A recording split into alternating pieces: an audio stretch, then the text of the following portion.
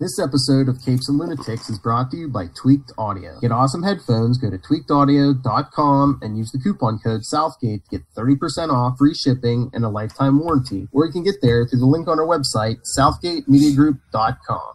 There's a thin line between heroism and madness. Here the line fades to nothing at all. This is a world of Capes and Lunatics. And nothing is off limits.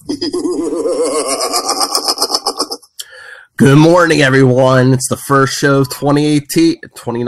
I'm going to say 2018. Just woke up. Shut up. Anyway, we did a lot of reviews the last month, but we're back to a regular episode. So, we're sitting here in the morning. Anything can happen, and you know what that means. Anyway, Capes and Lunatics starts right now. Hello, and welcome back. 2019 with a bang. I am Phil, and joining me as always is Lilith. Hey y'all, Lil Hellfire. Happy New Year. And Charlie. The professor. Esser. Yes. Crushing all of my enemies. Esquire.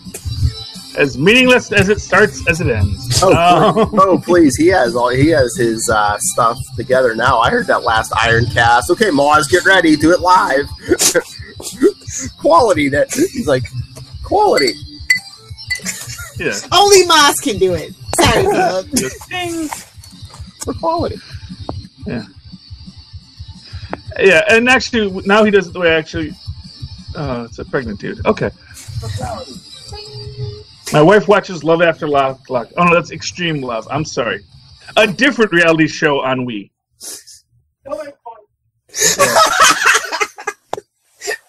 My wife loves the reality. Well, the produced reality.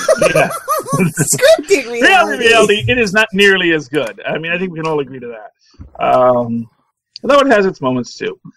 Just waiting for the Friday. Oh, anyway. No. See, my wife doesn't resort to violence, Phil. Oh, I'm sorry. I guess I'm just. I'm guessing you're judging all women by low fire. I'm just saying, Phil. If you're not safe, blink twice. Was that once or twice? I can tell. That was once. Anyway. Because Danielle's standing right there. But we see another one like 10 minutes later. It's like, oh, that was number 2. Now we know. Meanwhile, Lil Hellfire's boyfriend's whimpering in the corner. Anyway. For different reasons, though. Hey! Anyway, what is on your agenda, Philip? There wasn't much. Did you see the tribute to Stan Lee from DC? Yep, and the last page of all the DC books this week. Yep. I even sent Charlie the picture. Yeah, it was very sweet of them, I mean, he worked at DC. He's done it all, and there is no denying that he did alter the comic book landscape, Stan Lee presents. Stan Lee presents. And he really is the one universal icon of that birth of the Silver Age, I think. And I mean, and it's not to say that he created the Silver Age, but he's the one that is so universally understood to be the guy there, so. Well, I think, if anyone knew one name in comics, even if you don't know nothing about comics, you probably knew the name Stan Lee. Yep, exactly. And and as I always say, you wouldn't know who Kirby was if it wasn't for Stan Lee. Because he's the guy that told everyone, King Kirby. He said, "Oh, here in the bullpen with these great artists and people that create these books with me." He told them, and then of course they all got mad because people remember who sold them the car, not who built it. Really, have you ever known the guy who built your car? No, you know the guy who sold you the car. Usually you don't even know that, except he signs his name on the paper. But anyway. He comes out. Who buys cars from dealerships? You guys are old. There's apps for that now. Come on. Yeah. Little Hellfire, all her shady black market deals. She's like, dealership. Yeah, dealership. Well, actually my last car I got, if you count used car dealers, I buy. Actually, this is the first car I haven't bought from a dealer in a long time. So, because this was a private sale. It's running well. It's still operational, so I can't complain about that. Private deal. I'll let you touch the mustache. It's a private sale, Philip. Private sale. That's a term we use in the sales business. Ooh. For rare artifacts. Like a Okay, Dr. Jones. Did you get around to Young Justice yet? Yeah, I did, yes. Did you like it? It was okay. I don't feel that it captured. I was hoping that we would go back to a season 1 vibe. I didn't really care for season 2 because it was like that time gap and it was like too much new introductory crap. I mean, it's only the first 3 episodes. It looks like there's going to be 26. So, I mean, they still have time. That they did the Black Ops thing. Nightwing puts again Titans. This is how you do Dick Grayson. You don't have them going around beating on poor people. Yeah, the Justice League's and basically against each other because things are getting rough. Because Lex Luthor is Secretary General of the UN this time, not president. Yes, I enjoy that because the UN. Well. In the DC universe specifically, the UN's always causing trouble and chaos. So it makes nobody wants to be president of the United States anymore.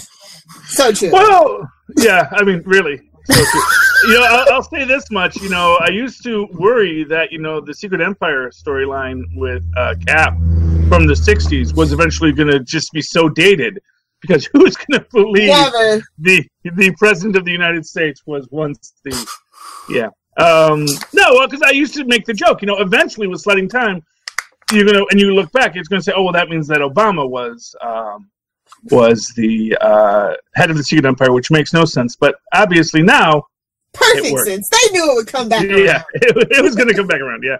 Well, who knew corruption in politics would stick around? Well, it's not the corruption; it's the specific style of corruption that you had in Secret Empire. It's a slightly different. It's a different flavor. Yeah. And it would have been weird if they had Obama do it. Although they certainly there are the conspiratorial types that are more than happy to believe that about the former president. I told you, Obama is the lizard person. I'm more worried about the Cheetos with the little hands. That's it. Well, that's what happens when snack food comes to life. You see, it's like we're living in a bad South Park episode. Yeah. Anyway, yeah. So that's that. There's no new TV for quite a while. There's new TV, but not TV that I want to talk about. There's Orville. Yeah, that I want to talk about. You don't want to talk about Orville? Or I'm just teasing. No, I've seen it, and it's just okay. I'll give it a chance again. Did you watch the first 2? Because there was one Sunday and then there was one Thursday. Because as Seth MacFarlane put on Twitter, we premiere on Sunday, then the second episode's on at its regular time on Thursday because we love confusing the hell out of people. Yes. Well, didn't they want that boost from football or whatever it is? Maybe. Yeah. Well, I think they wanted the premiere because the premiere happened before the new year, so technically each one aired in a different year. And like Lil said, football because it was like a lot of important games this Sunday. Seeing who's getting in the playoffs and stuff. So I mean, there was the viewership. I'm sure was up. Yeah. Yeah. Well, exactly. But it's Fox. You know how they do. Yeah. But no, I really, here's what I'll say. And I saw people complaining, especially about the second episode, which, here's the thing. Oh, the Bordis stuff. Yeah, the Bordis, the Mocklin culture. I like Mocklin culture as a interesting exploration of the absurdism of generally speaking. So essentially, here's what you have with Mocklin, and this is what I think is great about the Orville, in that it does deconstruct the tropes of classic sci-fi. So when you have something like the Klingons say, well, they are a warrior race, and everything is war, which makes no sense. Same thing with the Ferengi. It's like, I love these characters, but you can only deal with them if you really never have to deal with them on an ongoing basis. And invariably, when you have them dealing with them on an ongoing basis, you start to, they start to break down the absolutism of their culture. However, that is a very new aspect of sci-fi tropes, and usually we don't get that, especially if you're talking about your Alien of the Week kind of series. What we're doing with the Mocklins is we're saying, okay, let's start up with this idea. What if you had a single-gendered species? What if there was, although interestingly, and this was one of these things about this last episode, it was a neat turn with the character of Isaac when they're in the ship and Bortus is trying to explain masturbation, or the desire for masturbation. You can bleep that later, I'm sure. Although, why do you have to bleep masturbation? It's 2019. Okay, good. What are you trying to explain? Euros by the pint? I don't know, Matt. Did you listen to that? Am I on that show? Then the answer is no. Oh, you listened to Quantum Zone before and you weren't on that. No, well, that's your ego, Philip. We all know what goes down. No, I listen to. I can only listen to so many shows, and I listen to the shows with Phil, and I listen to the shows with Lilith. And that's all we ask for. Yeah, you know. And I'll listen to Enough Said when that comes back, although I guess now I'm on that show, so... Right now the show is you, so yeah. Yeah. Well, yeah. No, Mom says she's going to do it, so, you know. Yeah, but I just mean the one common denominator over there right now is you. Well, you know, I'm glad they like me. I hope it's working. I love that show. You know, it's funny. You know, I actually texted Rob the other day, and it, like... came up, and I realized that I had not Facebook texted him from my main account. Or maybe no, actually it was from, I think it was in my Super Connectivity account. And no, it was from my main account because it was like him actually writing me saying, "Hey, you know, I love all your thoughts. Would you like to put them into a blog to post on our website? I think it'd be a great addition to our team." 2014. Yeah, Facebook remembers when Rob first got me started on this crazy path. So that made me happy. But it was neat when he's talking about it, and he describes it as a child searching for its mother's breast. And it immediately raises this because obviously this is something he's come to understand about mammalian cultures, because Mochlins aren't mammals. They lay eggs. Platypus! Yeah, I mean, but we don't know that they give milk either. We don't know that any of them give milk, but it was that he used mother, which is a gendered term. Yeah, and specifically a gendered term as a female gendered term. Because as we have learned, there are female Mochlins, we just don't talk about them, and they are conformed at a young age. You know, but it is this idea of taking these radicalized notions of a culture that you come up with it in the writer's room and then say, well, no, let's keep on going with it, and not making it, well, they're going to reject their ways in favor of better human ways. Although maybe we get a little of that with Bortus when we see he's having troubles with his spouse, and I forget his name, but because he wanted his daughter not to undergo the procedure, and his spouse, who had undergone the procedure, basically felt, no, I want her to do it. Interestingly enough, that goes into another entire exploration of modern human conversations with the idea of circumcision and controversies that for non-religious reasons, and the idea that people often say, well, you know, I underwent it, I want my son to undergo it. You know, so it's honestly, I will admit these were both slower episodes, but I think it's supposed to be. And I think when we opened up in the first episode, when he was saying, man, you just want a Krill invasion. But of course, if you're in a starship floating around, you're actually not going to get Krill invasions every week. You know, really, in fact, most starships don't get that. You know, really, the reason why the Enterprise is always getting these things is because basically aliens are bugging the Enterprise, probably because of the Q. The Q is basically, you know... well, yeah, that's how they met the Borg. Exactly. And so I get the feeling that this idea of being in a ship, it's going to be a lot more of people who live in a ship every day talking and dealing with their stuff and being human, you know, who masturbate, do stupid things like download illegal porn, which then gets your computer corrupted with viruses. It's a moral lesson.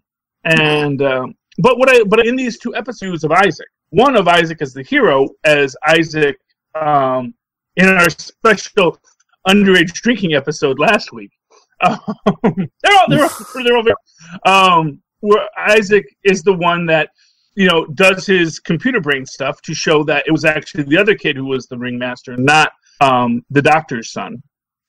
And there he's the hero. And here, as he is showing his very coldness, both in not understanding masturbation, and more to the point, when he says that drawing lots to see who will live and who will die on the space station seems very inefficient. And I am very glad I am not like you, which is also one of these great things because, of course, again, it's easy to see each of these characters as very emotionless, but of course they're not. They're actually very different. In fact, to show the difference, as often happens between Vulcans and Data the android, where with Data the android, everyone says, "Oh, those emotionless characters, you can do so much." Except Data isn't. Data is truly emotionless. Spock or any other Vulcan really never is truly emotionless, even though they may speak and try to. Okay, I'm sorry, I'm talking. You guys can interrupt at any time. Oh, I get Volt. Never mind. Talk amongst yourselves. I thought it was making good points. No, you were. No, but Will, you thought they were? Did you think they were slow, like Charlie said? The first two. Can't hear you. I think she turned me off. I don't know. I didn't turn you off. Turned herself coughing. Off. Yeah, I did. I was coughing. Well, I thought you put the mute on when you were coughing, and I forgot to turn it back on. Yeah.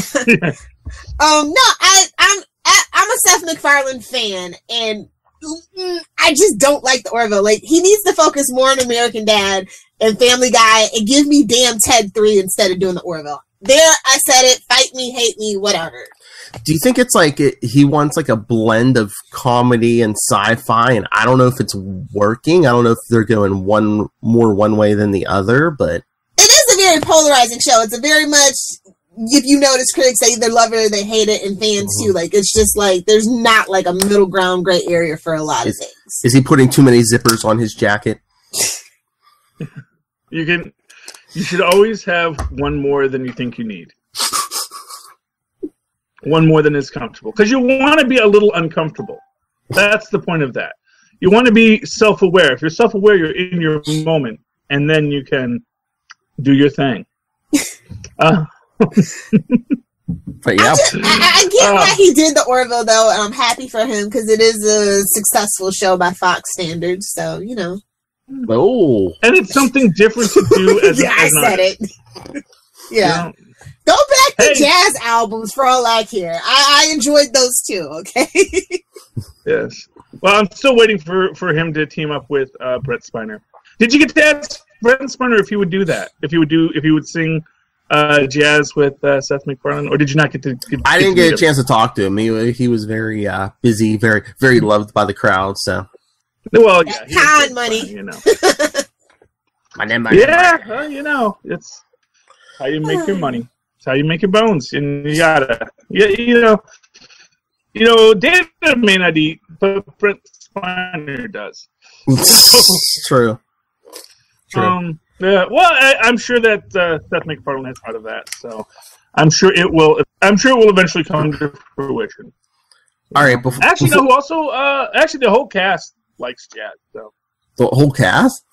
Riker on the trombone. The whole cast of Next Generation. Well, I mean, yeah. Michael Dorn and I forget who played Will Riker. I know it, but it slipped out of my head again. Never mind. No, Will Riker. Not Will. I know who played Wesley. As far as I know, he doesn't like jazz. As soon as you say Will, I'm just like, Will Wheaton? No. Will Riker. Anyway. Yeah. Oh, before we get too far away from it, the whole Young Justice thing, Lilith, is Khary Payton the only DC animated actor who can do black people's voices? I feel like the answer is yes. So, I mean, the guy who does Cyborg on Teen Titans Go in Can Young we Justice. get Phil Lamar back in the DC animated Seriously. universe, please? I mean, just this week he was always been Aqualad on Young Justice. Then he did Black Lightning this week for Young Justice. It's like, are they going to give anyone else a chance? It's very curious that they're using Black Lightning. Is all that I'm gonna say. It's all that I'm gonna say. Don't get your hopes up for Black Lightning season 3. That's what it feels like. That's what it feels like. Here's what I will say as far as the issue of white actors doing black voices. It has been controversial since Amos and Andy. Well, no, no. Khary Payton is black, but he does like everybody's. He seems like he's doing every black voice in DC animation right now. Oh, I see what you're saying. No. I'm sorry, I thought you were talking about. No, he's black. No, he's black, but it just seems like he's doing Cyborg. He's doing Aqualad. He's doing Black Lightning. I mean, I know that their money's worth out of these voice actors, but damn. And voice actors do need the paychecks. It's actually not. Yeah. That's why they do so many. He's on Walking Dead now too. So I mean, he's making some. He's everywhere. It's not the season for Walking Dead. From what I hear, I actually don't watch it. Its ratings have gone down. Rick's gone. They've jumped ahead like 6 years. Holy crap! Yeah. And there was a shark somewhere in those 6 years, I think. So. Yeah. I think they jumped the shark. Yeah. A long time ago. From what I've heard from the fans. Yeah. Well, this is what I'm saying. I don't have anything to go by because honestly, I'm not a zombie aficionado. I'm aware of zombies. Like, my favorite zombie film is Children Shouldn't Play with Dead Things. It tells you everything you need to know about my relationship with zombies. I know zombies. I feel like zombies became big in the backlash against Twilight. And that's kind of why I'm resentful of zombies, I guess. Because Twilight did destroy, like, vampires, and you get the vampire daughters and all that crap. You know, we move away from, like, the Lestats and the Louis, and it's like, okay. Whatever. Yeah, but didn't really Lestat ruin it first with "I Miss the Color Blue" kind of stuff? How dare you! And just, excuse me, no, he didn't. No. Well, I'm gonna say I'll give you a hearty. What I'm saying is, fight me, nerd. And it's not to say that I love Lestat. One of my favorite books. Interview with the Vampire, maybe a little less so, but I love the Vampire Lestat. Big thick book. But what I'm saying is that's where you start to get vampires as these, maybe more complex emotional characters. And I mean, they've done it before in other genres, but that's where it really became popular. And then the next step is someone does it poorly. And it's been done poorly many times, but this, I'm not gonna hate. It was a popular version of it done poorly. I feel like Twilight was only hated on because teen girls liked it, and people love to poop on stuff that teen girls like. Like, as I do the retrospect, it wasn't that bad. Sparkly vampires.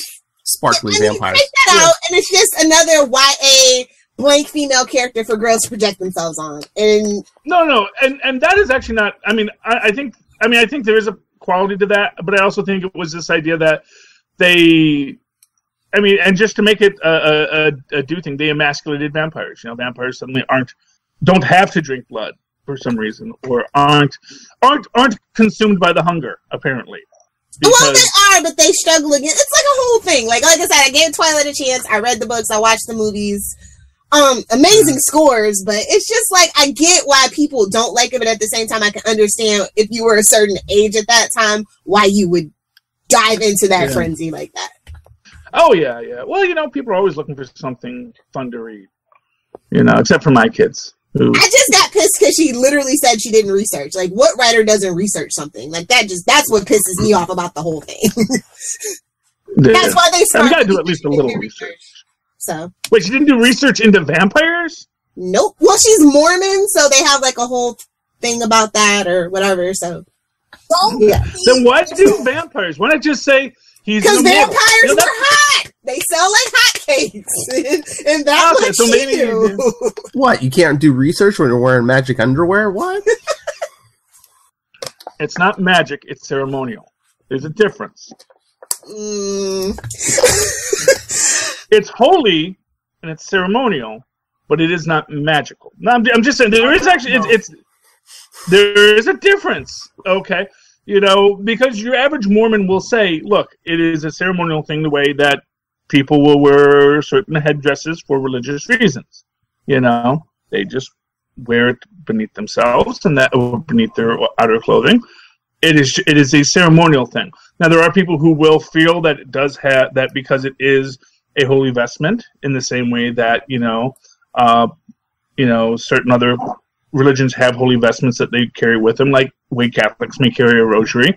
That it does offer some modicum of religious blessing and protection, but they don't feel like it's not like a sacred relic in the way that, say, the finger bone of a saint is considered a sacred relic. Finger bone of a saint is magical or miraculous. Constantine, is that you? I'm sorry, I just know the difference between things that are magical and things that are ceremonial and things that are some people miraculous. A lot of anybody that believes in religion believes in magical thinking, and we're just gonna move on because I'm not one of those people. Magical thinking is something different. Magical thinking is a definition of a time is a kind of thought, and yes, religions do base themselves on magical thinking. But so does pretty much every belief that any human has, because very few humans actually do the research into the things that they believe in. Charlie S. and Constantine only have one thing in common: a sexually adventurous freak. Yes, this is true. That keeps on giving. I guess since we have nothing else to talk about, let's talk comics. It's a good one to talk about. Before we get to comics, I was going to ask. We already talked about it, but Charlie, did you see Gotham, the Gotham premiere? Yes, I did. I did watch the rest of the Gotham, and I actually saw most of it already before I fell asleep because I'm old. And it was just one of these things where that was the day Moz could record, so we recorded. So I actually missed the first run of the Orville and Gotham. So I actually haven't gotten to live tweet anything yet. We were doing the review. We were doing the review of Gotham right after the episode, and I just see the inbox going up with Ironcast. I saw that. Yeah. Well, it was but that's when we couldn't. So when you can record, you record. You don't ask questions. Phil knows that all too well. Yeah. Yeah, it surprised me Phil actually has a full-time job, too. That's the weird thing about Phil. I think Phil may be an immortal. I don't think he sleeps. Android. Yeah, so be sure to check out the Capes and Lunatics sidekick feed, because that's where it's going to be at for the next 11 weeks, 12 weeks. Well, yeah. Mondays. Can't wait, man. I'm excited for Gotham to be back, and I really like what they've done. So what did you like? What did you like? What did you not like? Charlie? I have dominated so much. I don't want to be seen as a blowhard, a bombastic fellow. That isn't the image I want for myself. Well, I am a bombastic fellow, but doesn't mean I want to be made to feel shame about it. Well, Lilith and I already talked about it, so I would like to hear your thoughts, Charlie. Oh, okay. So, because I do want to say one thing for Super Connectivity, but I will talk about, I like it's open, 1 year later, sort of Batman year 1, because this is year 0, and then year 1, see what they did. And they got everyone getting together to fire on the army. Which, I guess is a thing and an idea. They got to tease you. Got to tease you for that last episode. Yeah. Well, exactly. And it's nice we see that. And it's neat to see, then we go back and say, and here's where we started. And, we have, and it's just a nice way that they're setting it up there. I think we only see, it's only Riddler and Penguin we see, right? Were there any other villains in that? No, I think it was just Riddler and Penguin, yeah. Riddler and Penguin coming together. Yeah, because we don't get Jerome yet. Although he's coming. Or maybe. We don't know yet. We don't know who our third Joker will be. Because we're already down to 2. So I liked that. I liked it as a great open. And everyone getting together, working together, and to do this. Things I didn't like, there were a couple things. First off, I don't like Penguin having so little sense of consequences like how you build an empire. I mean, he was mayor. He knew how one hand had to wash the other. He shouldn't be this. He shouldn't be that bad of a leader. Because if he was that bad of a leader, why are people following him? You know, that's sort of this thing. I don't want to question why people are following Penguin. I want people to recognize and respect what Penguin brings to the table. You know, and running his munitions factory, because they had a munitions factory in... Well, they said they repurposed this factory to make bullets. Misfiring bullets. I don't think it works that way, because you actually need to make gunpowder.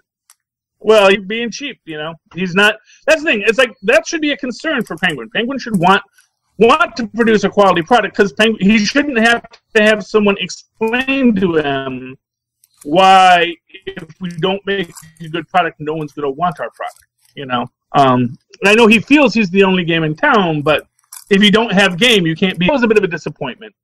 Yeah, but Penguin just, like, take the money and run, yeah. Well, yeah, I mean, I'm sure that's what he's kind of viewing it as. It's like, you know, as he says to I mean, I don't think Penguin wants to make that. I don't think Penguin wants to make that ammunition, but, you know, they're probably using, like, more primitive methods to create the bullets, so it's like... Yeah, I mean, I'm sure that's a possibility, but still then you need quality control. But then again, maybe the demand for bullets is so high that, you know, if they don't meet... Sure. Maybe, you know... And that's the thing, is like, stuff like that. So, see, this is just me. I'd rather like to have that nice guns butter conversation. Like, no, we need to keep on producing bullets. Instead of just having to say, oh, bullets are fine, and shooting him up and having it misfire on himself. Although it winds up saving his life. Although, again, one of these weird things where why does... what's that girl's name? Who? Butch's old girlfriend? Oh, Tabitha? Was it Talia? Tabitha. Like, why... So she kills the henchman, and then she talks to Penguin before she kills him. Yeah. Why? I mean, like, literally, like just like Thor. Go for the head. Gotta gotta twirl the mustache, man. Him. You know, gotta twirl that mustache. Gotham. They put the ham in Gotham, so you know. But they already killed... She already, like, just killed one guy without a thought. Well, that's because he's a henchman. This is the main boss battle. You gotta have a little back and forth. Come on. And besides, you killed the man I love. I have to let you know. Yeah, but it's like there's not a reason for this whole conversation. Unless, you know, the one argument there is that she actually does feel guilt over killing Oswald's mother. And so she knows... Well, yeah, now that... She opened this door for herself. That she basically... She did kill Butch in the way that Penguin says. So, yeah, in that way you can headcanon. Classic Jason Momoa Aquaman. Yeah, she doesn't feel bad until her lover gets killed. Yeah. But at least they're actually the villains. You know? They're actually the villains. And so it's like, yes, I understand these as motivations for villains. Not if you're freaking Aquaman. Every superhero in the DC universe has to be an anti-hero now, so deal with it. # deal with it. That's the... If you didn't notice, that's the prevailing theme. Everyone has to be a version of Batman, you know. Aquaman has to be underwater Batman. Might as well just do metal. I think that's secretly they adopted metal before metal was a thing. I think, or maybe metal is meant to be their parody of it, you know. Like, you know, you want... We know. They're like, we know. That was not a parody. They were dead serious. Yeah. The best parodies always are, you know. Just ask Stephen Colbert. You got to sell it. You got to have the truthiness to it. Truthiness. I have a T-shirt with that on there somewhere around here. I miss the good old days before he went to CBS. I'll take your word. You know, like Seth MacFarlane, he wanted to do a slightly different character than he always has to play. You know, he wanted to do something slightly different. No, he tried to do something slightly different, and then he went right back to the old format after that didn't work out. I'm just saying. Well, and again, this is just the first 2 episodes, and I think that you're supposed to get this people in a submarine kind of vibe to it, you know. Which I think is the thing to do. As you do. You know. As you do. But Gotham, I mean, so those are the 2 big things I didn't like. I did like whatever's going on with the Riddler having his lost time And I do want to find out what he's doing. I want to know who the third personality is. You know, who the true, not Edward, not the actual Riddler, because I think that's who's is the third person. Not Edward, not Nigma, but the Riddler. So that's my prediction. I think that's who we see at the end, is the actual Riddler with his little ace with the question mark, because aces have question marks, I guess. You gotta stylize. We're going to go with it. We're going to work with it. Last season budget, you know. No wonder Bruce dresses up like a bat. Everyone else is dressing up. Everyone else has a theme. I don't know. I guess I need a theme. You know, I definitely don't trust that nurse. She certainly reminds me of characters from characters from a series of unfortunate events. Also, she kind of reminds me. Yeah, it's like you can tell there's something evil going on, even though she's dressed as a nurse. And man, the old timey nurses uniforms in the Gotham universe is very odd, unless they all are supposed to be nuns. Again, it's no man's land too, so it's like, you know, there's no fresh supply of uniforms coming in either, too. But they would have had uniforms before that. It's not like they're still wearing uniforms from 1890, from 1980. They're in the wash. You know? No, those are all recently been on a budget for years, Charlie. Are you just? Have you seen the police cars? No, not for nothing. Not for. Oh, okay. I see what you're saying. The city has been on a budget, but those actually cost more than scrubs. You know, scrubs are the reason why they actually have scrubs in the real world is because they're cheap and efficient. That's why everyone wears scrubs, because when they had to have a special tailored uniform for everyone, that got expensive. And hospitals said, we don't want to pay that kind of money. They said, what is literally the cheapest clothing we can make that can be easily hot water washed and thrown back onto people? And they said, well, you know, like jumpsuits. I said, 1,000 of those of the cheapest material they have. Good enough for you. Oh, you wish those were prison inmate uniform quality, you know? No. Oh, no. Anyway, but yeah, that's the thing, you know. And yeah, so, but it's a stylistic choice. Everything is left over from the 30s in or earlier in Gotham, especially that ham radio. You know, because no one has a cell phone. No one has. Lieutenant Gordon, can you hear me? Yes, I mean, not for nothing. It's like, couldn't Lucius Fox just, even if all the cell towers blew up in Gotham, couldn't he just build a new cell tower? You know, I don't know. Out of all the parts of Lucius all the destroyed Fox cell is just towers. a black guy in the back for diversity at this point. He doesn't exist. Yeah. I'm sorry.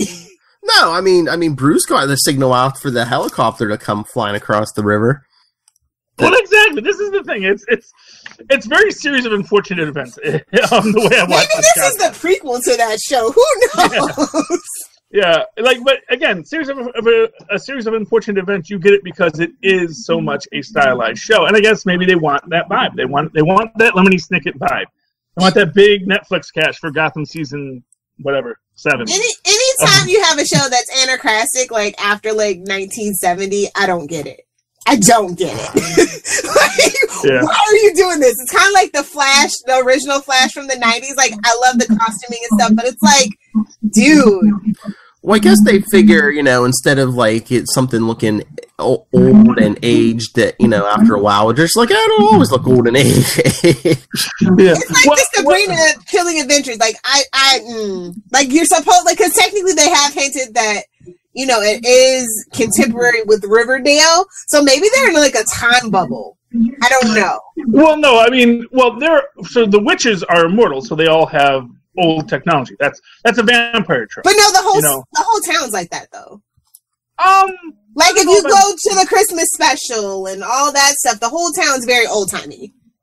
The high school is very old timey. Everything. Well, that's because that's when they built it, and and they maybe have not invested in a computer lab yet. And you only see house phones. I'm just saying they've gone out of their way to do it.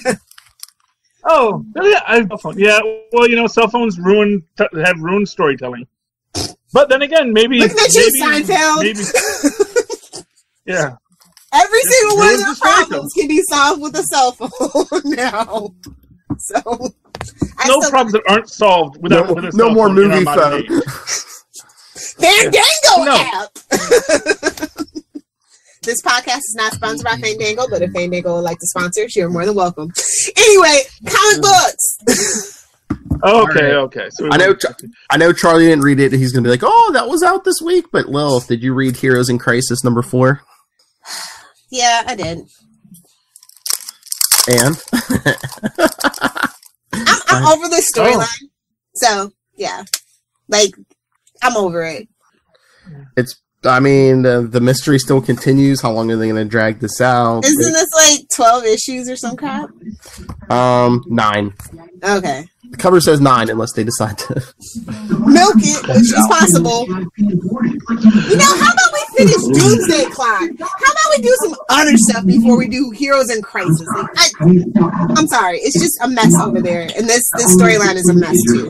And then they locked up Booster Gold for questioning, but then Blue Beetle breaks them out. Now we're sure that's actually Booster Gold and not the Booster Gold replicant from the Crisis Machine. Who knows? Clearly, it's causing all the crises. Who knows? Yeah, that's what I'm saying. It seems pretty clear that the robot causing the crisis and made the duplicates. And I was just gonna say, is this set up for a Tom King, Booster Gold, and Blue Beetle team up book, Lilith? I would actually be here for that. So, I mean, we need it, especially if they're going to supposedly be working on a movie. They do need to reintroduce the characters to the mainstream. So. But do you need a reason to have characters get back together? At DC, you do. You only do it for a reason. Like I said, mark my words, I don't think Black Lightning's getting to season 3. That's why they put him in Young Justice. People who move in the same circles and work in the same field and maybe even live in the same town isn't enough. It's like... No, it's not. When they brought back Power Man and Iron Fist, it was literally just Iron Fist saying, "Hey, Power Man, we should hang out together more." But I was like, "Oh, okay." But I'm not wearing the dang. I hope they put him back together. Like, I've never enjoyed the synergy that DC tries to put into things because, like, with the whole especially with the Green Arrow, like the TV show, then they tried to copy the TV show, then the TV show slightly tries to copy the comic books, and it just makes both products crap. There, I said it. Ooh. And that synergy just doesn't work for me. In the DC universe, it just doesn't work for me. Because it's about merchandising, and when you try to push something as just a merch kind of thing, it shows, and it just annoys me. So.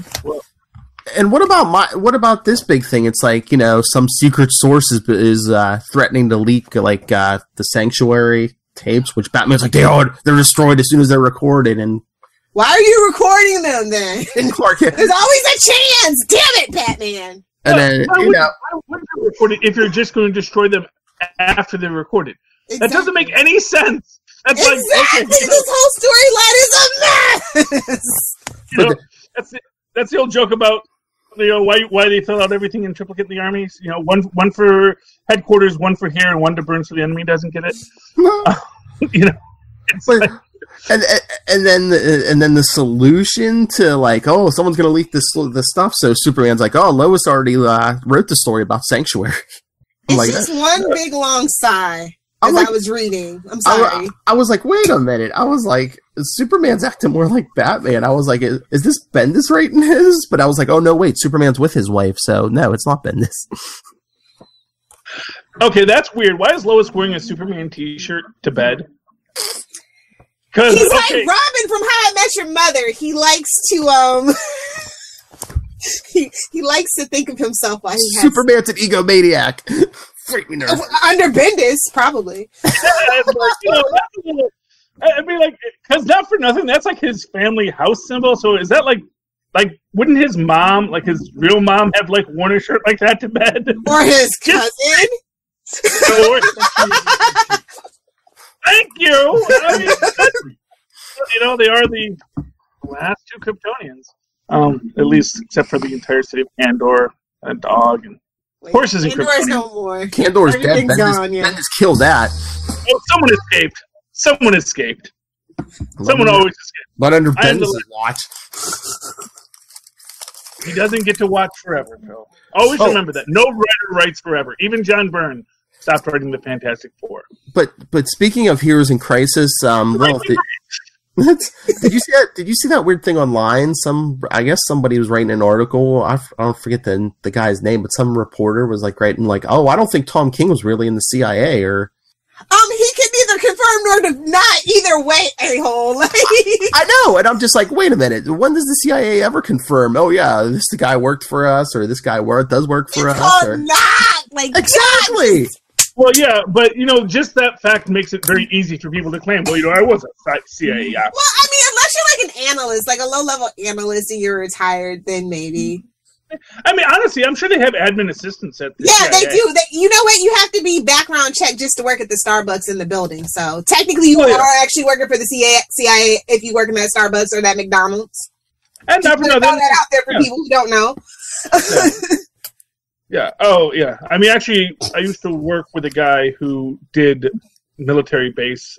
He did food service at military base, and yeah, there is so much work. And because they say, not only do you have to do the store and the government guidelines, but you also have to meet whatever guidelines that that particular branch of the military decided to implement. And then they come in and check you and give you demerits for reasons, Yeah. But, just leave Tom King alone. I mean, just leave him alone. It's fine. It's fine. Just leave Tom King alone. Let him write his stories and shut up. Yeah. And not for nothing. Even, I guess obviously he's claiming he was in the CIA, and he's writing a fantastical story that deals with spy organizations. It always has to be tongue-in-cheek. You can't be too on the nose. Like, one of my favorite series, Burn Notice, supposedly the guy was, and I kind of tend to believe it, but you have to change certain things anyway. Well, yeah, I think, wasn't that when Tom King, first hit the scene? It was like he was co-writing Grayson with Tim Seeley. Yeah. Yeah.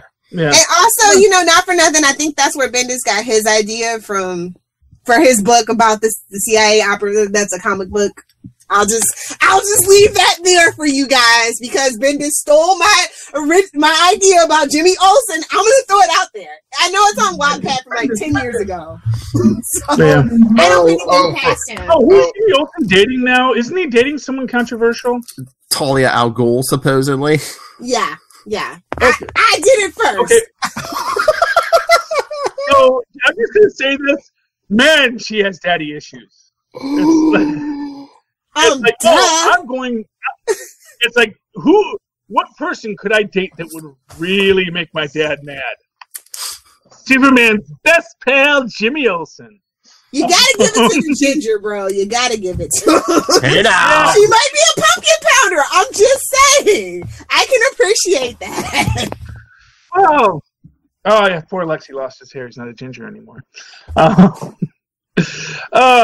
but I mean, honestly, it is odd that of all the people that you would think Talia al Ghul would go out with, I mean, Jimmy Olsen isn't at the top of the list, but maybe that's that opposite strike, or maybe this is the ultimate fan service. Hey, you nerds!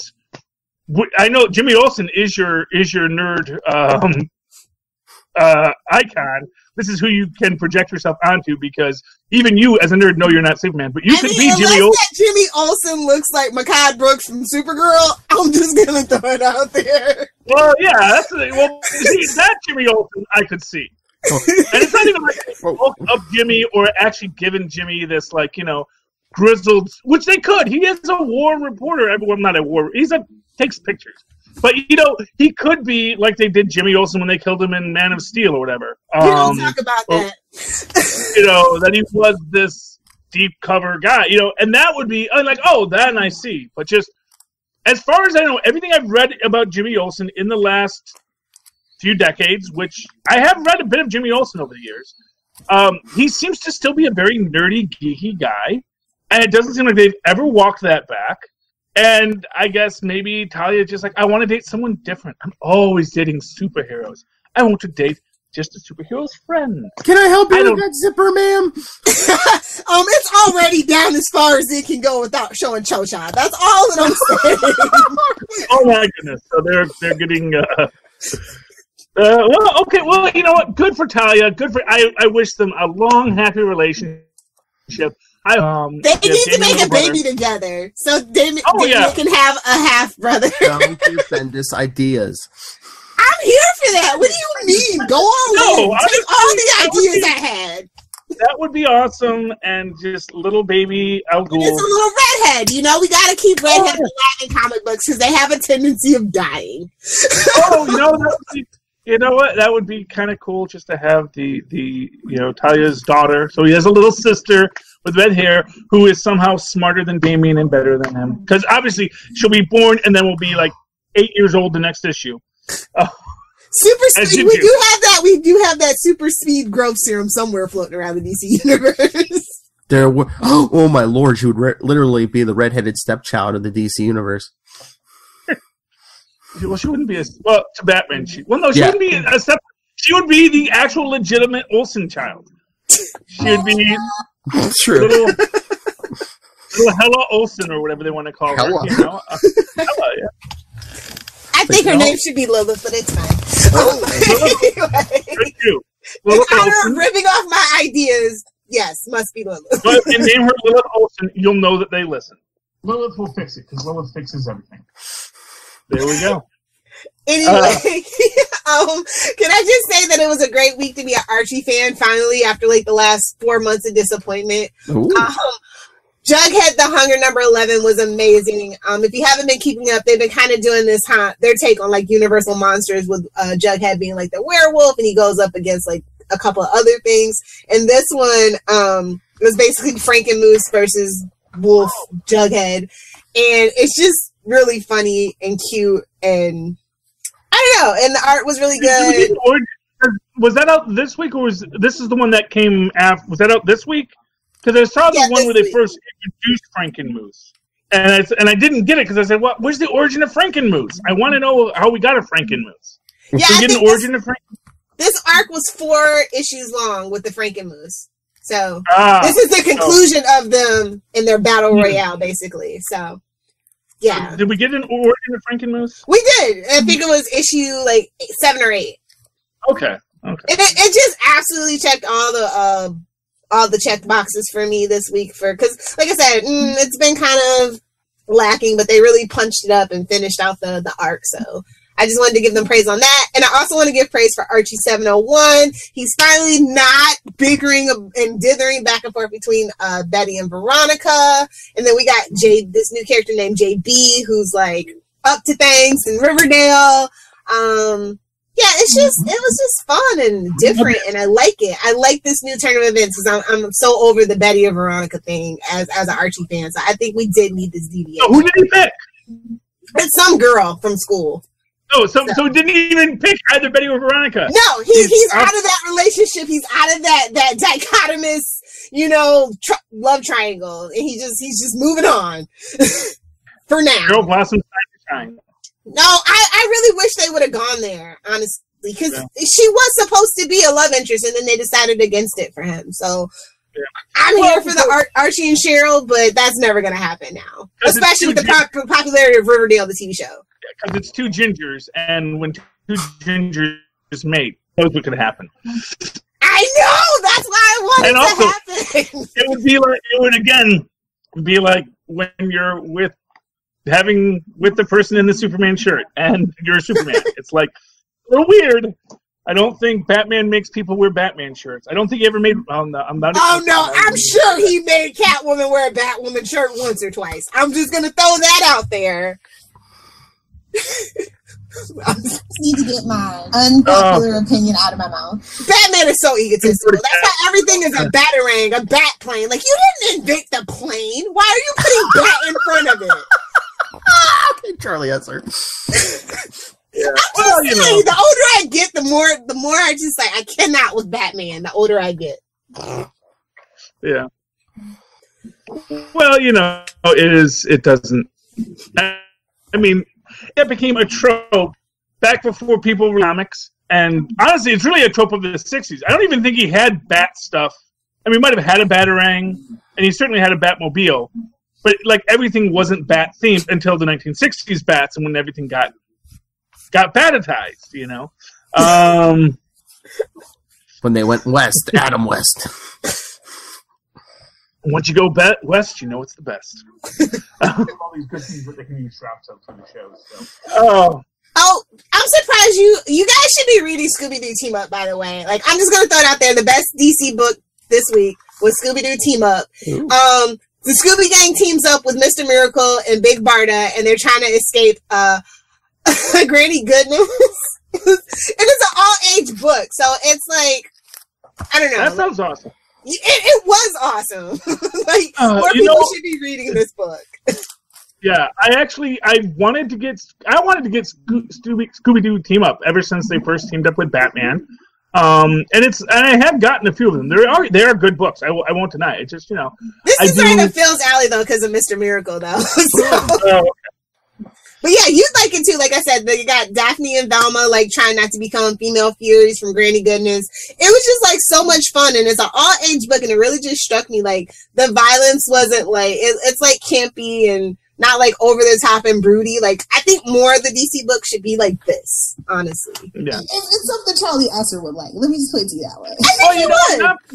Yeah, I think it. I honestly, first off, I love all of the Warner Brothers crossovers, all the cartoon character crossovers, and I think that, and not for nothing, Scooby-Doo Team Up. That's something that goes back to the '80s reboot of Scooby-Doo.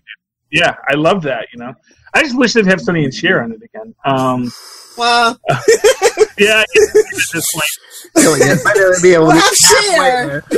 Well, not for nothing. They had Laurel and Hardy on it, so in the cartoon version, so they were long dead by that point. So they were not opposed to having time traveling adventures. Sorry, Charlie Esser. If you can only turn back time.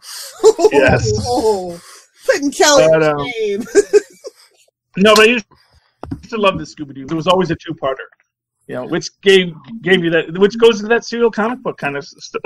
I definitely feel that was the inspiration of this. Was the idea of having all these characters come in, and of course they actually did famously team up with Batman in the '80s cartoon. Yeah. Lilith, I'm surprised you didn't bring up Detective 995. We got the death of a major character. I know. I thought it was good, but I'm telling you, Scooby-Doo Team Up. Y'all need to get on this. I didn't say $2.99. $2.99. I didn't say it was your favorite. I figured you'd bring it up even if you were like, I hated this book. I didn't hate it. Yeah.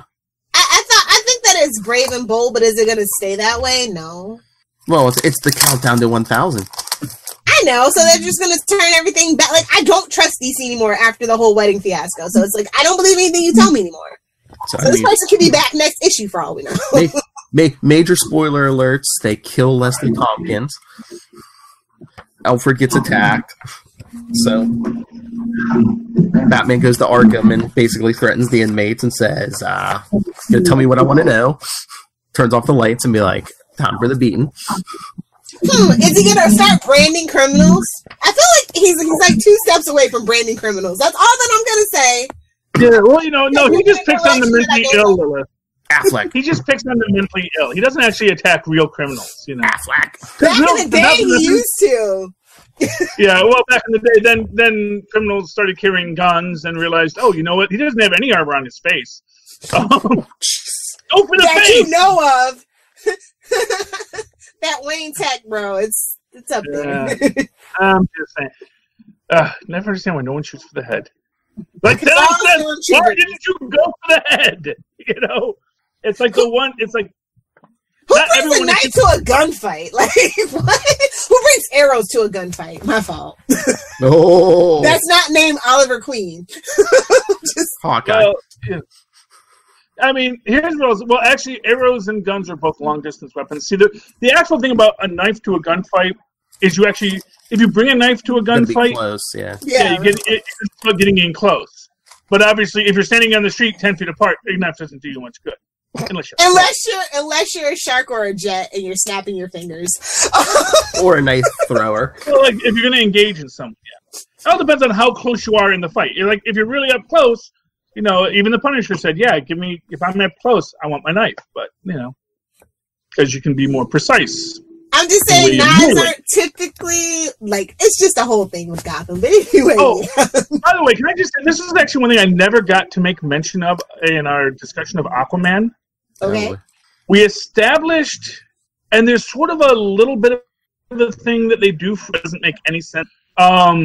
When they've established that, regular blades will just bounce off of Atlantean skin for reasons. No, you brought this up because because he got No. stabbed. Did I bring up that he used his grandfather's knife to stab him? Yes.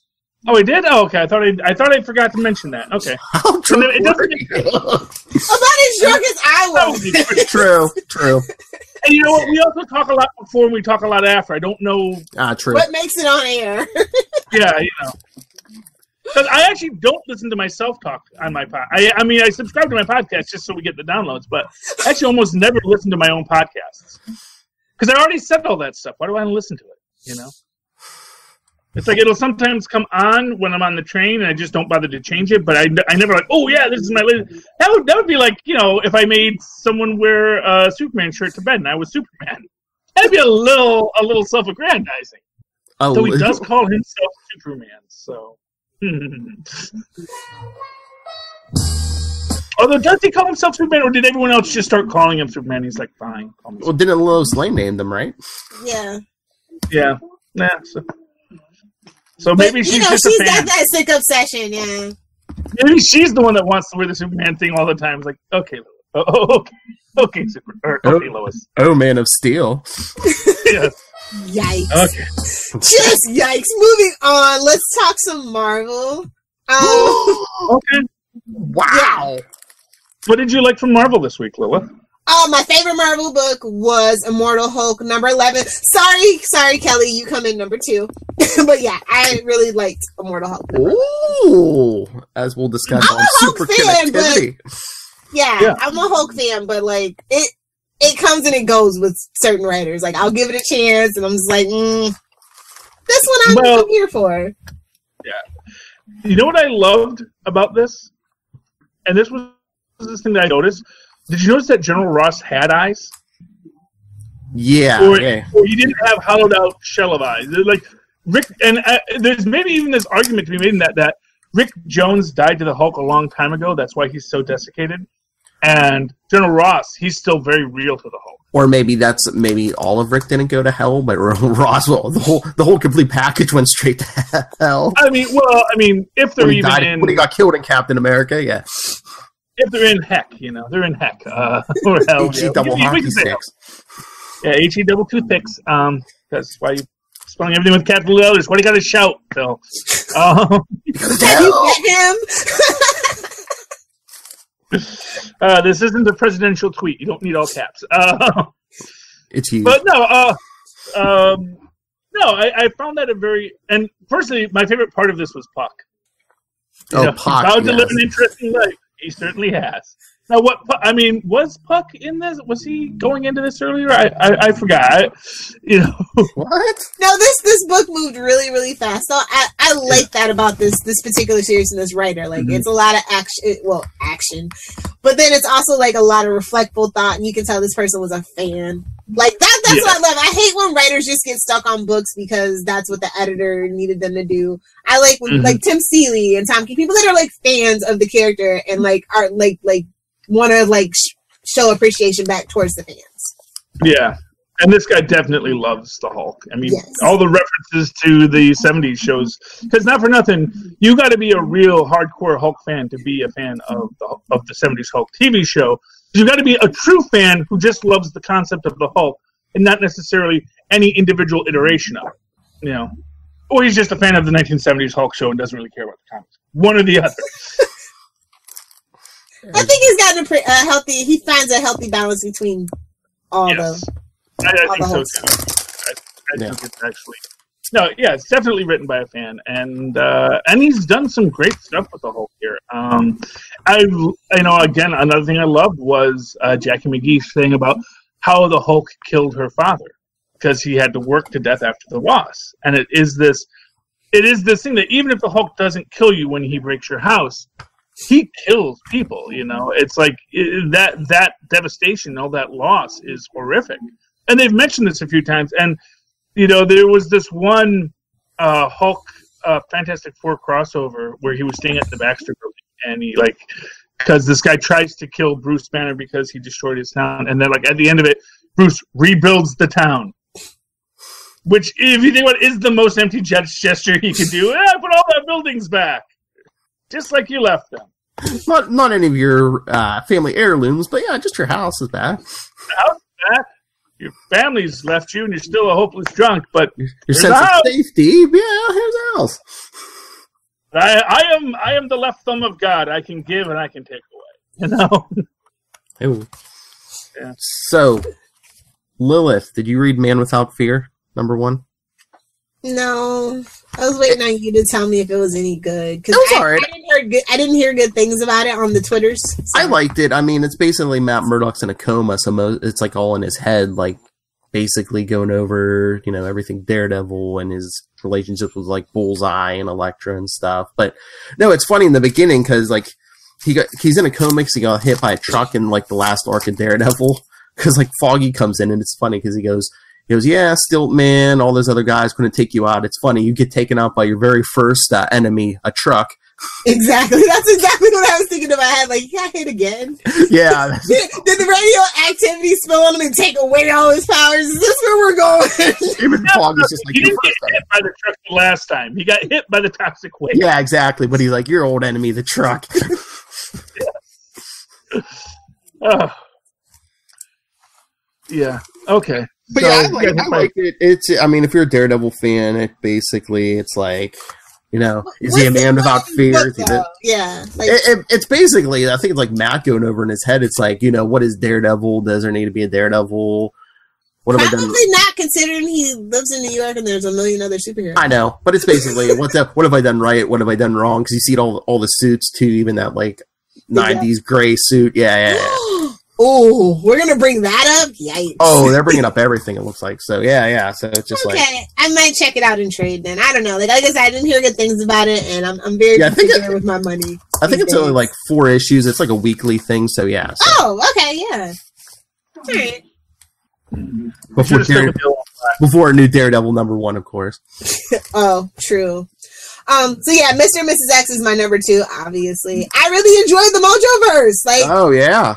That was an adorable concept, especially like with Rogue and Gambit reliving their greatest hits. It was cute. Just Mojo messing with them and putting them in different scenarios. Yeah. Well, that's what Mojo does. It's all about ratings. Exactly. And Lil, tell Charlie who shows up on the last page. No, you tell him. Oh. I'm not going to spoil it. I'm not getting at it. Mojo, I guess Mojo doesn't like the chemistry between Rogue and Gambit. So who does he replace Gambit with on the last page for Rogue? Who? Long Shot. Oh! That's what he went saying in Domino. I was gonna say Longshot making big appearances this month. Well, yeah, I mean you gotta love Longshot. He's awesome. His soul doesn't even exist in this universe. Okay, can Kelly and Gail just get together, like seriously, and like do a book? I need them to do a book. well, maybe that's what they're leading up to, Lilith. They're both putting Longshot in there. Well, I think it was last week on Super Connectivity. Charlie and I were saying we want a West Coast Avengers Superior Spider-Man crossover because they're both on the West Coast. Oh yeah, just Quentin Quire and Otto in each other's faces. Well, he wants that. I just want Digger and Gwenpool to talk shop. And that also, would be crisis, actually. Well, what I love about that is Gwen is metafictional, but she doesn't talk to the audience, really, the way that Digger talks to the audience, theoretically, because Digger is metafictional from this universe. So he was designed to be metafictional.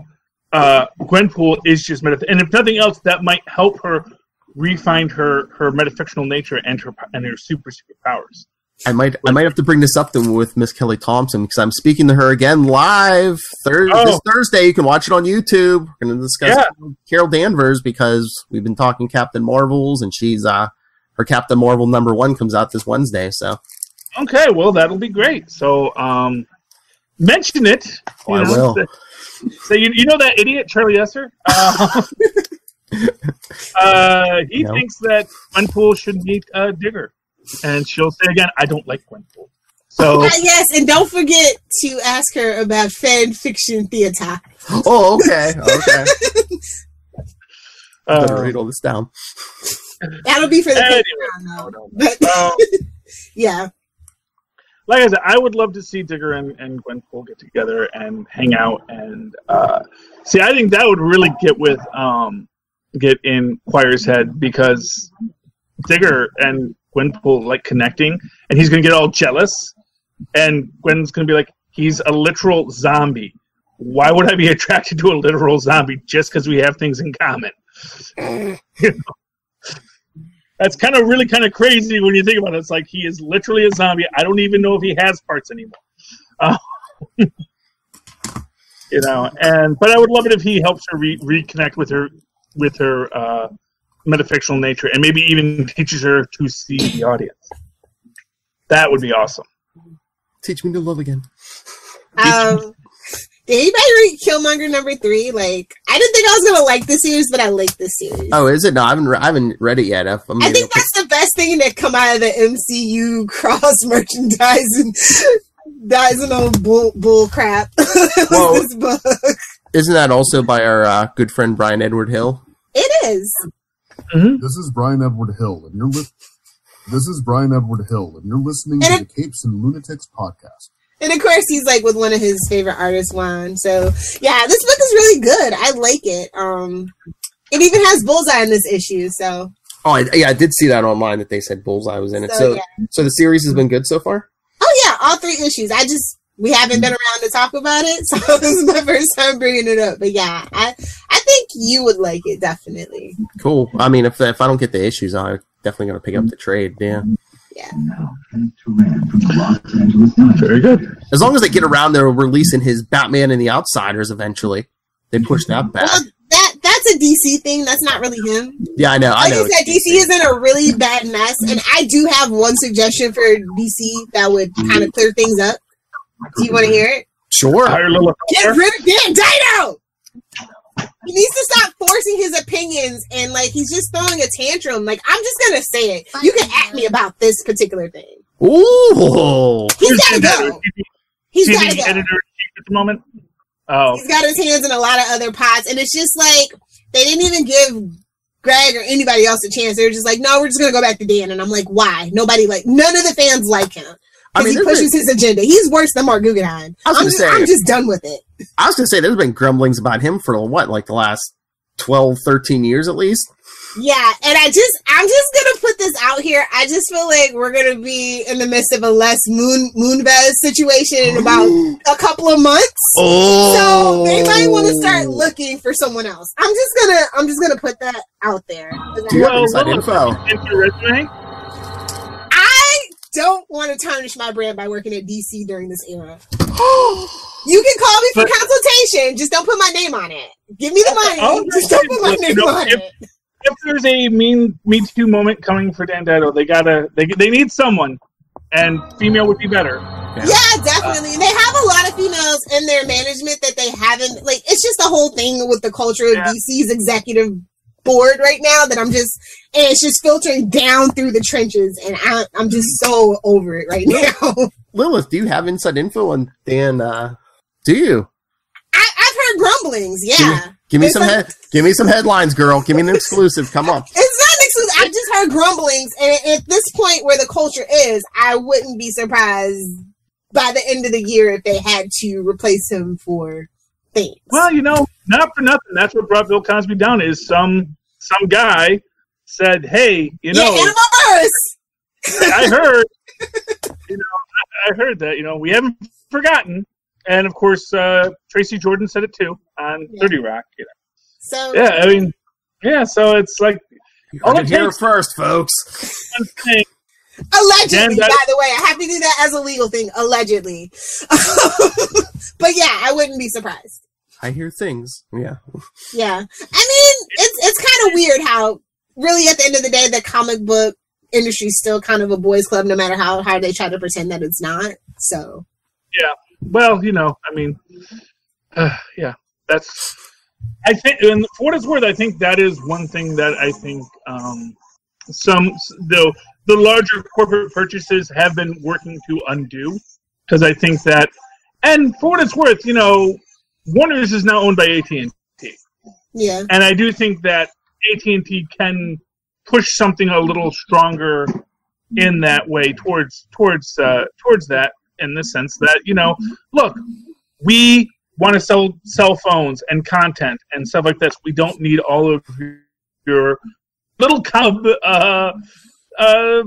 bull, because it is just comic book boys. The guy who he still technically is like something at Marvel. I forget his name. But he was the guy who said, no, women don't like to read comics, and we don't want major female characters and all this kind of stuff. And it's like, no. That's kind of, hindered. Yeah, I get it. Yeah, that's been hindered because Disney says, you know, actually, no, that makes money. And princesses! Have you never heard of Disney princesses? Not for nothing. That is the truth. The truth of it is it's like, you know, Disney says, no, we make lots of money off of women. We're going to put more women superheroes. Because we bought the superheroes because we want. But the fact of the matter is, we found out that girls actually like superheroes too. So we're going to put we're going to put princesses in the superheroes, and we'll put superheroes in the princesses, and it's going to work out. It's going to be synergy, just like Gem and the Holograms. Remember synergy? Only not as poorly executed. Actually, Mattel really screwed over that whole thing, and that's a whole nother conversation. But yeah, I'm passionate about Gem and the Holograms and my distaste for Mattel. I was actually the computer synergy. Oh. Yeah. It's Showtime synergy. Yeah. It's, you know, the whole gearing. I love that show. I love Jim. It's a good show. Not a good movie. Don't ever watch the movie, but the comic book, A1. Man, Little Hellfire firing shots all over the place. No. It's the new year. I know. Not a new me. It is a well accepted fact that the movie was not a good movie. Like, they pulled it from theaters. It was so bad. Yeah. We're never going to recoup our money, so why are we wasting time? No, literally, yeah. And maybe in like 5 more years, we can get another actual authentic reboot and maybe have the actual creator have some damn input. Call me crazy. Well, that would be smart, yeah. Yes, I'm still waiting for the Inhumanoids movie. Inhumanoids. I don't know, and they might be scared to put anything with the word Inhuman in it out. Just like Arrow can't be called Green Arrow. Yes, we won't be having anything with an Inhuman title on television or movies for quite some time. I think the Inhumanoids could redeem the word, because they're oids. They're not just Inhumans. And actually, the Inhumans could be great. They just have to say, "Oh yeah, that wasn't in the MCU. That other thing." You know, that's why no one in the MCU showed up. That's an alternate universe. That's like Earth 872, and it was destroyed by Galactus. There you go. Make the Inhumans great again. Fantastic Four. I seriously, I just cannot wait for them to join the MCU. Them and the X-Men, like, that's going to be so great in like Phase 9. I don't know, man. I'm wondering about this. I wonder if there's going to be. I gotta feel there's something, because it was, like I said, they knew it was going through when they were writing it. They knew it was going through when they were shooting it. I think there's going to be references. because they can legally do references now. If they tease it in Endgame, in the 3-hour Endgame, it's probably gonna be something really, really small. But I mean, it could happen. You know what? Here's what I'm gonna say, because they have an in with Nathaniel Richards as Kang, because his name is Nate Richards. And like I said, if Nate Richards shows up pretending to be just a nice guy from the future, trying to solve all these problems, it's always Nathaniel spreading his seed. I know. Yeah. Well, it's always a Nate. Yeah. I mean, honestly, if they actually brought in the actual original Nathaniel Richards as, you know, I was a friend of your father's, Tony. I mean, not your real father's, but you don't know that yet, and that's a Bendis thing. Bendis. Actually, I don't know. Was that actually Bendis who decided that Tony Stark was Howard? It wasn't. It was not Bendis who decided the Starks weren't Tony Stark's biological parents, but he was the one who chose who the parents were, though. And nobody. Because that's what he feels about Tony. Or it could have just been well, I mean, maybe. I mean, there's two ways you look at it. One way is he maybe wanted to say, you know, you don't need to be a Richards to be a super genius, because maybe that was something he was thinking. I said, but man, doesn't that say that everybody's just some schlub except for if you're Howard Starker or Reed or Nathaniel Richards or their descendants, and then it's like, well, what if he was just some schlub? And then it becomes this very interesting idea that no, that the genius of Tony Stark just comes from two regular people, maybe extraordinary people in their own rights, a super spy and a rock star. I think, which in any other universe, that's like, oh wow, a rock star and a super spy, that's a pretty cool thing. Kim Possible, he's Kim Possible. I think that I exactly. I kind of get what Bendis was doing. It was kind of like, oh, you didn't get everything from your parents, Tony. You basically built. I mean, you got the money from the Starks, but he's basically your brains and everything else. It's all you. Well, yeah, and nothing else shows how great your life could be if you happen to be adopted by a billionaire couple. Nicole, well, not a billionaire, but Nicole Richie could tell you that. Yeah, I mean, yeah. Well, I mean, that's the thing, and it does open up a lot in your life. And there was a meme recently about how, I don't know, some royal can speak two languages, and they make the point that like memes, there's secret government programs. What? Evil government conspiracy. See, people we should be following Lil Hellfire on all social media. You can friend me on Facebook. That's where I go all crazy. If you don't like pictures of smoothies or Bratz dolls. Yeah. Facebook is not that. I was gonna say, don't follow Instagram if you don't like pictures of smoothies and dolls. But Facebook, that's where it goes down. Just that's where the conspiracy theories are. I did not know that because I really don't go on Instagram much. I don't go on any of my social media much at all. But you're a big fan of I see. Bratz always bothered me. First off, because they're just trying to be more Barbie. It's like we're Barbie, but more. Our heads are bigger, our bodies are more disproportionate, and our eyes are creepy. Well, here's the thing about Bratz that for me, as a black female, at least they had diversity out the gate. And it's a part of their core thing, and I just don't dig Barbie. Like I never have. Even I grew up with all the black Barbies and all that stuff, but it's literally just white Barbie with dark skin. It's the whole thing about Barbie. I just don't care. Fair enough, and that is what people have always said about the Bratz. I just think that that their eyes are creepy. But I don't like dolls in general because I find doll eyes creepy. Yeah, my boyfriend does not like my office space where we watch my other TV because I don't like to sit in the living room because I'm one of those people, it's the sitting room. So it has a lot of my Bratz dolls. Is that you? Yeah, basically, except for no plastic on the furniture. Not yet anyway. But yeah, so they're always looking at him and I'm like, well, just don't look at him. It's fine. Yeah. Look, and they will steal your soul. Have you not seen it was the very first night gallery. The little Juju doll will steal your soul. Well, I don't have one to steal, so joke's on them. Yeah.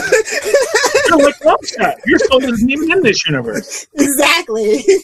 Or that Paul Giamatti movie. It's like a tiny pebble, and I keep it locked up in storage. As well, you should. And on that note, Philip, wrap it up. So we can listen to Super Connectivity. Yeah. Super connection time. All day. There'll be podcasting all day. Yeah. On that note. Anyway, send us your thoughts on various things. The Orville, comics, Gotham, the Bratz, Capes and Lunatics at gmail.com, facebook.com/Capes and Lunatics, at Capes Lunatics on Twitter, Capes and Lunatics on the Instagram. We don't put up smoothie pictures. And the voicemail, 614-382-2737. That's 614-38-CAPES. And Bratz aficionado Lil Hellfire. If you guys want to live tweet with me, Gotham and the rest of the DC TV universe at Lil Hellfire. If you want to learn about healthy living 6 days a week, because I do have a cheat day where I drink and post grotesque fast food pictures every now and then. At Lil Hellfire 86. If you want to talk, my favorite hero that wears red and blue that's not Spider-Man, Superman, at Save Me Podcast on Facebook, Twitter, Pinterest, and/or Instagram. And the man, the legend, Charlie Esser. Well, you can always reach me in an old-fashioned email way, the way our Moz and Paz once did, at superconnectivityblog@gmail.com. That's superconnectivityblog, all one word, at gmail.com. And, of course, follow me on Twitter when I stay awake and not doing a podcast and can actually live tweet shows like the Orville, like Gotham. And follow me too. And you might actually say, oh my goodness, there's a tweet from Charlie Esser that's at CharlieEssser. Look for the 2 E's in the middle. For quality. Bing! Oh. What? I gotta switch that around to the Bing. The thing is, I actually always told, when we actually first did that, I told Maz, no, the Bing should go at the end of, look for the 2 E's in the middle. Next time you record, tell Maz to do it. Lois will pull it. Well, I actually, because you were saying we did it that way this time when he does it. Does the ping, and then I do this for quality. And he does for quality ping. So trust me, we've had these conversations, Phil. I know. Edit them. Anyway, for another week, starting out 2019 strong, we have been the Capes, Ampersand, Lunatics. Nice. She must have had her smoothie this morning. Yay, smoothies. Yeah, you gotta prep the good for the bad for tonight. Yeah. Chicken wings and whatever alcohol I can get. Oh no, look out, Buffalo Wild Wings. Here she comes. Well, it's good you had the smoothie, because it'll help you poop.